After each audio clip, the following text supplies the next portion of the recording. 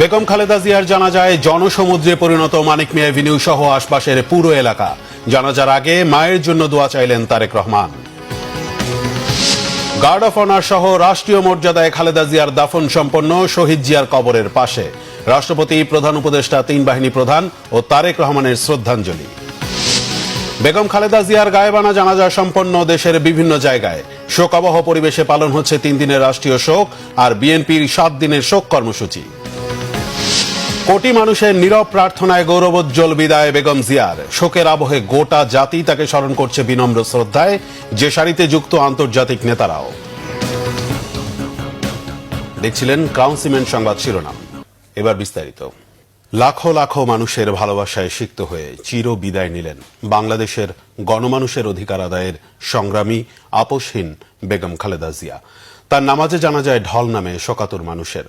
জানাজায় অংশ নিয়ে প্রধান উপদেষ্টা তারেক রহমান সহ রাজনৈতিক দলের নেতৃবৃন্দ সহ কয়েক লাখ মানুষ। আরো জানাচ্ছেন জাহাঙ্গীর আকন্দ, ছবি তুলেছেন জাহাঙ্গীর আলম। বিদায় বেগম খালেদা জিয়া, এক নিঃসঙ্গ শেরপা, স্বাধীনতা সার্বভৌমত্বের প্রতীক, গণতন্ত্র আর মানুষের অধিকার আদায়ের সংগ্রামীর অনন্তকালের পথে যাত্রা। লাল সবুজের পতাকা মোড়ানো বেগম খালেদা জিয়াকে বহনকারী অ্যাম্বুলেন্সটি যখন মানিক মিয়া এভিনিউতে পৌঁছায়, তার আগে থেকেই মানিক মিয়া এভিনিউ ছাড়িয়ে লাখো জনতার জনসমুদ্র ছড়িয়ে পড়ে আশপাশের কয়েক কিলোমিটার এলাকায়। বিকেল 3টার কিছুক্ষণ পর অনুষ্ঠিত হয় বেগম খালেদা জিয়ার নামাজে জানাজা।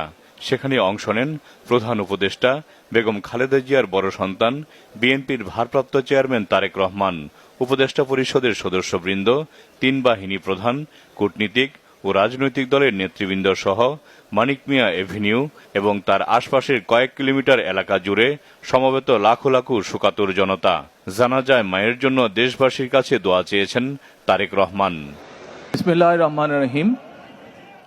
আমি মরহুমা বেগম খালেদা জিয়ার বড় সন্তান তারেক রহমান। আমি আজকে এখানে উপস্থিত সকল ভাইয়েরা এবং বোনেরা যারা উপস্থিত আছেন, মরহুমা বেগম খালেদা জিয়া জীবিত থাকাকালীন অবস্থায় যদি আপনাদের কারো কাছ থেকে কোনো ঋণ নিয়ে থাকেন, দয়া করে আমার সাথে যোগাযোগ করবেন, আমি সেটি পরিশোধের ব্যবস্থা করব ইনশাআল্লাহ। একই সাথে উনি জীবিত থাকাকালীন অবস্থায় ওনার কোনো ব্যবহারে, ওনার কোনো কথায় যদি কেউ আঘাত পেয়ে থাকেন, তাহলে মরহুমার পক্ষ থেকে আমি আপনাদের কাছে ক্ষমা প্রার্থী। দোয়া করবেন আল্লাহ তাআলা যাতে ওনাকে বেহেশত দান করেন। জানাজা শেষে বেগম খালেদা জিয়াকে দাফনের জন্য মরদেহ নিয়ে যাওয়া হয় শেরেবাংলা নগরে শহীদ রাষ্ট্রপতি জিয়াউর রহমানের সমাধি পাশে। সেখানেই সমাহিত করা হয় আপোষহীন সংগ্রামী বেগম খালেদা জিয়াকে। সবাইকে সুখ সাগরে ভাসিয়ে চিরবিদায় নিলেন বিএনপি চেয়ারপারসন বেগম খালেদা জিয়া। গণতন্ত্র, মানুষের অধিকার আদায়ে বেগম জিয়ার যে সংগ্রাম, তা বাংলাদেশের ইতিহাসে স্বর্ণাক্ষরে লেখা থাকবে। জাহাঙ্গীর আকন্দ, বাংলা ভিশন, মানিক মিয়া এভিনিউ, ঢাকা। লাখো মানুষের ভালোবাসা আর চোখের জলে চির বিদায় নিলেন বিএনপি চেয়ারপারসন ও সাবেক প্রধানমন্ত্রী বেগম খালেদা জিয়া। রাষ্ট্রীয় মর্যাদায় শহীদ রাষ্ট্রপতি জিয়াউর রহমানের কবরের পাশে চিরনিদ্রায় শায়িত করা হয় তাকে। 3 বারের এই প্রধানমন্ত্রীকে দেয়া হয় গার্ড অফ অনার।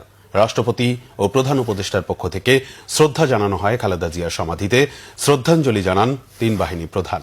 মায়ের কবরে ফুল দিয়ে শ্রদ্ধা জানান দলের ভারপ্রাপ্ত চেয়ারম্যান তারেক রহমানও।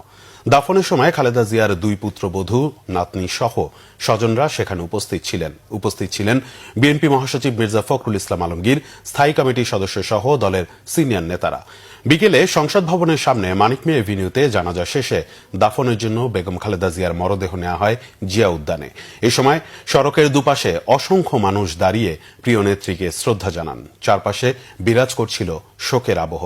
দীর্ঘ রাজনৈতিক জীবনে খালেদা জিয়া দেশের রাজনীতিতে গুরুত্বপূর্ণ অবদান রেখেছেন। তার মৃত্যুর মধ্য দিয়ে এক বর্ণাঢ্য ও রাজনৈতিক মহাকাব্যের পরিসমাপ্তি ঘটল। কোটি মানুষের নীরব প্রার্থনায় গৌরবোজ্জ্বল বিদায় নিলেন রাজনীতির অনিবার্য অধ্যায় বেগম খালেদা জিয়া। যার মৃত্যুকে ঘিরে রাজনৈতিক অঙ্গনে নেমে এসেছে দীর্ঘ এক নীরবতা। গণতন্ত্রের পথিকৃত উজ্জ্বল এ নক্ষত্রের বিদায়ে ইতিহাসে যুক্ত হল বর্ণাঢ্য এক রাজনীতিকের জীবন। 3 দিনের রাষ্ট্রীয় শোকের আবহে গোটা জাতি তাকে স্মরণ করছে বিনম্র শ্রদ্ধায়। যে সারিতে যুক্ত হন আন্তর্জাতিক নেতারাও। দেশ জুড়ে পালিত হচ্ছে বিএনপি ঘোষিত 7 দিনের কর্মসূচিও। গৃহবধূ থেকে 3 বারের প্রধানমন্ত্রী হওয়ার দীর্ঘ সংগ্রাম ছাপিয়ে যিনি রয়ে গেলেন গণতান্ত্রিক লড়াইয়ের স্থায়ী এক প্রতীক হয়ে। বিস্তারিত জিয়াউল হক সবুজের রিপোর্টে।